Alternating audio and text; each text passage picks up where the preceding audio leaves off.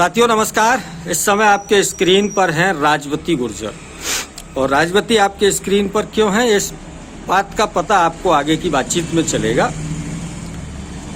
महीना था नवंबर का, वर्ष थी 2018, प्रांत था छत्तीसगढ़। इनके पति महेंद्र गुर्जर जो एसआई थे बीएसएफ में, उनकी आतंकवादियों के साथ मुठभेड़ में मौत हो जाती है।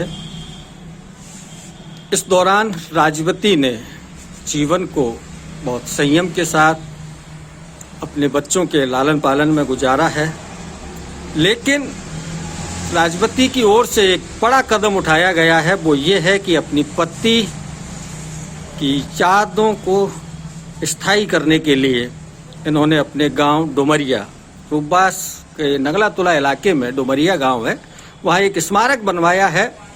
उस स्मारक बनाने की प्रेरणा इन्हें कहाँ से मिली, कैसे मिली, कैसे इनके मन में ये बात आई, सीधे राजवती से पूछते हैं, फिर आगे और बात करेंगे। राजवती जी बताइए।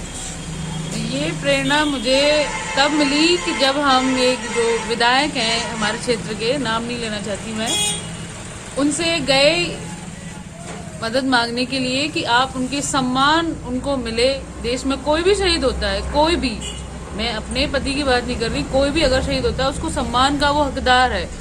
उसने अपने प्राण दिए हैं इस देश के लिए, और हम उसके लिए थोड़ा सा तो ये बनता है कि उसको इज्जत हम दें। तो उन्होंने ये बोला कि ऐसे तो हर रोज शहीद होते रहते हैं क्षेत्र में, कहाँ किसका हम स्मारक बनवाएंगे। तो ये आप स्थानीय विधायक की बात कर रहे हैं? जी, जो अभी खैर चलिए छोड़िए, मैं नाम नहीं लेना चाहती। नहीं, वो कोई बात नहीं। हाँ, ये विधायक जी के शब्द हैं। बाकी और भी हम लोगों ने थोड़ा सरपंच सबसे थोड़ा बोला, लेकिन कोई नतीजा, किसी का रिजल्ट निकला नहीं। फिर उसके बाद ये एक तरह से मुझे मेरी इंसल्ट लगी, मुझे मेरे पति की लगी, मुझे मेरी इंसल्ट लगी कि हमने देश के लिए इतना खोया है और हम आज भी क्या सफर कर रहे हैं, उस चीज का अंदाजा किसी और फैमिली को, परिवार को नहीं हो सकता है। लेकिन उनको इस चीज का एहसास ही नहीं है कि क्या खोया है हमने, क्या देश के लिए क्या हुआ है, क्या शहीद क्या चीज होती है। तो ये इसलिए मैंने करना चाहा है कि देश में शहीदों की इज्जत होती थी, होती है और होती रहेगी। उसके लिए हम किसी जनप्रतिनिधि या किसी पे भी, किसी विधायक, किसी पे भी हम डिपेंडेंट नहीं है। हम देशवासी भी इतना कुछ कर सकते हैं, जो सम्मान हमको देना है हम वो दे सकते हैं। साथियों, मैं थोड़ा सा आपको स्मरण दिला देता हूं। वर्ष 2018 चुनावों का साल था। राजस्थान में विधानसभा के चुनाव चल रहे थे।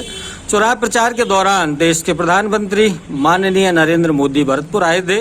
भरतपुर की उस सभा में उन्होंने डोमरिया के शहीद को नाम लेकर याद किया।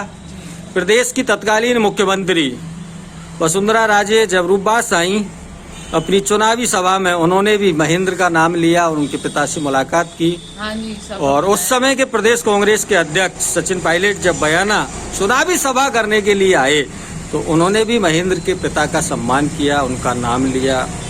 तो कुल मिलाकर के बात यह है कि नाम तो सब लेते हैं, चुनावी सीजन जब होता है तो नाम सब लेते हैं, लेकिन उनके सम्मान के लिए कोई आगे नहीं आता है। पर फिर मुझे ऐसा लगता है कि ये अपना वोट बैंक के लिए शहीदों को इस्तेमाल करते हैं, और हम ऐसा नहीं होने देंगे। ये बाकी आपकी जिम्मेदारी नहीं है। बाकी देश में हमको इज्जत मिलती है, शहीदों को इज्जत मिलती है। हर एक नागरिक इज्जत करता है शहीद का नाम सुनते ही, हर एक नागरिक। किसी से भी मैं आज तक मिली हूँ, तो हम इतना कुछ कर सकते हैं, वो आप नहीं कर सकते, मत करिए। लेकिन हम उनको इज्जत जरूर देंगे, इनको भी देंगे और बाकी शहीदों को भी देंगे। आप थोड़ा सा हमें ये बताएं कि उस स्मारक के निर्माण पर आपको कितनी लागत?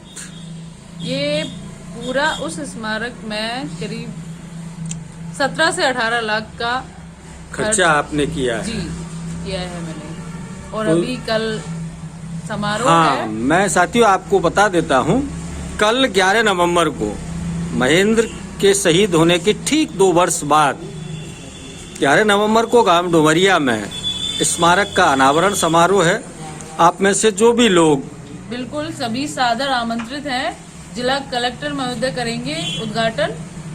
तो आप सभी को आना है। 10 बजे से 11 बजे तक का मुहूर्त है। बिल्कुल आप सभी आए, शहीद की प्रतिमा के दर्शन करें, स्मारक का वो देखें और महसूस करें उसको कि कितना बड़ा ये त्याग है किसी का। तो ये जो राशि है ये बिल्कुल आपके निजी तो मैं ये कहूंगी कि ये मुझे बीएसएफ ने मुझे हमेशा सपोर्ट किया है, जिला सैनिक कल्याण विभाग भरतपुर ने भी मुझे किया है। तो ये राशि मुझे बीएसएफ से फंड ये मुझे मिला था, उसमें से मतलब जो मतलब अपने परिवार और बच्चों के पालन के लिए मिलता है। एक्चुअली जो रिटायरमेंट में मिलता है ठीक ऑलमोस्ट उतना ही अमाउंट मिलता है। तो उसमें से आप बच्चे, एक्चुअली मेरा बच्चा अभी सिर्फ 2 साल का है, उसका तो 25 साल का लालन पालन मुझे करना है। तो चाहती तो मैं नहीं करती, पर सम्मान उस चीज से बड़ा है और बच्चे का लालन पालन मैं खुद अपने दम पे कराऊंगी, इतनी मैं हूँ एजुकेटेड।